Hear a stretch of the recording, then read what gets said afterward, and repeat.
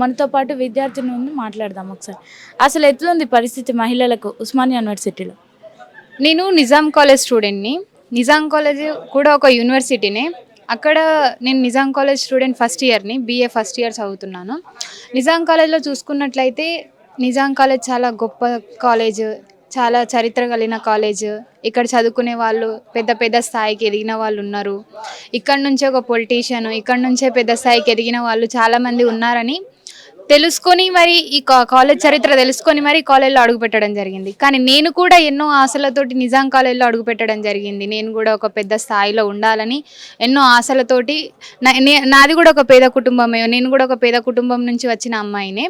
ఎన్నో ఆశలతోటి నిజాం కాలేజ్లో అడుగుపెట్టడం జరిగింది. కానీ నిజాం కాలేజ్లో చూసుకున్నట్లయితే దాని చరిత్ర మనం ఎంత గొప్పగా మాట్లాడుకుంటున్నామో అందులో ఉన్న పరిస్థితులు కూడా అలానే ఉన్నాయి. సమస్యలు, చాలా రకమైన సమస్యలు. అమ్మాయిలకు హాస్టల్స్ ఇవ్వకపోవడం, సెల్ఫ్ ఫైనాన్స్ కోర్సులకు హాస్టల్ ఇవ్వకపోవడం వలన చాలామంది విద్యార్థులు, మహిళలే, పేద కుటుంబం నుంచి వచ్చిన మహిళలు చాలామంది ఉన్నారు.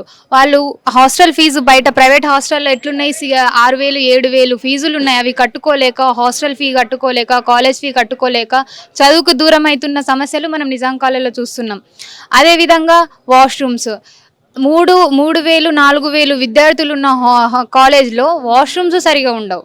వాష్రూమ్స్ క్లీన్గా ఉండవు, టైంకి వాటర్ రావు, ఎన్నో రకమైన సమస్యలు. అలాగే ప్రొఫెసర్స్, పర్మనెంట్ ప్రొఫెసర్స్ 16 మంది అయితే మిగతా ప్రొఫెసర్స్ అందరూ కాంట్రాక్ట్ ప్రొఫెసర్సే. వాళ్ళు టైంకి రారు, విద్యార్థులకు టైంకి క్లాసెస్ తీసుకోరు, సిలబస్ చెప్పరు. ఆ ఎగ్జామ్స్కి కూడా 75% అటెండెన్స్ ఉండాలి అంటారు, రిజిస్టర్ ఉండదు. అటెండెన్స్ మ్యాండటరీ, 75% అటెండెన్స్ ఉంటేనే మీకు ఎగ్జామ్స్ రాయనిస్తామని అంటారు. అటెండెన్స్ రిజిస్టర్ ఉండదు, ఏముండదు. ఆ సైడ్ నుంచి కూడా ఫీజులు తీసుకుంటారు విద్యార్థుల నుంచి. అటెండెన్స్ లేకపోతే ఫీ తీసుకుంటారు, అడ్మిషన్ లేట్ అయినా ఫీజు తీసుకుంటారు. మేము ఒక విధంగా చెప్పాలంటే మా ఫీజులు తీసుకొని నిజాం కాలేజ్ నడపడం జరుగుతుంది. అది ఒక గవర్నమెంట్ కాలేజ్, నిజాం కాలేజ్ అనేది ఒక గవర్నమెంట్ కాలేజ్. కానీ అందులో అన్ని ప్రైవేట్ కాలేజ్లలో ఎలా అయితే ఉంటాయో ఆ విధంగా జరగడం జరుగుతుంది నిజాం కాలేజ్లో. వీటిపైన ప్రభుత్వం స్పందించాలి. ఏదో ఒక విషయంలోనైనా ప్రభుత్వం స్పందించి ముందుకొచ్చి ఈ సమస్యల పైన ముందడుగు వేయాలి. మా సమస్యలు మేము చెప్పుకున్నట్లయితే విద్యార్థులు పోరాటాలు చేస్తున్నారు, రౌడీల్లాగా రోడ్ల మీద కూర్చుంటున్నారు, వీళ్ళకు టీసీలు ఇచ్చి పంపించేస్తాం. మా సమస్యలు మేమే మొత్తం క్లియర్ చేసుకుందామంటే ఆ చాయిస్ కూడా లేదు.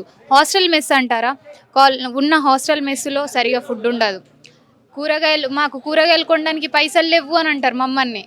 ఫుడ్ గురించి మాట్లాడితే మా దగ్గర కూరగాయలు కొనడానికి పైసలు లేవు, పైనుంచి మీ ఫీజులు రావట్లేదు, మీకు స్కాలర్షిప్లు రావట్లేవు, మీ ఫీజు రియంబర్స్మెంట్ రావట్లేదు అని అంటే విద్యార్థులు ఏం చేస్తారు? దీని మీద ప్రభుత్వం స్పందించాలా, విద్యార్థులు స్పందించాలా? తెలియని విషయం ఇది. దీని మీద ప్రభుత్వం స్పందించి విద్యార్థుల సమస్యలను ఎంత వీలైతే అంత తొందరగా మొత్తం క్లియర్ చేయాలని మేము ప్రభుత్వానికి డిమాండ్ చేస్తున్నాం ఒకటే.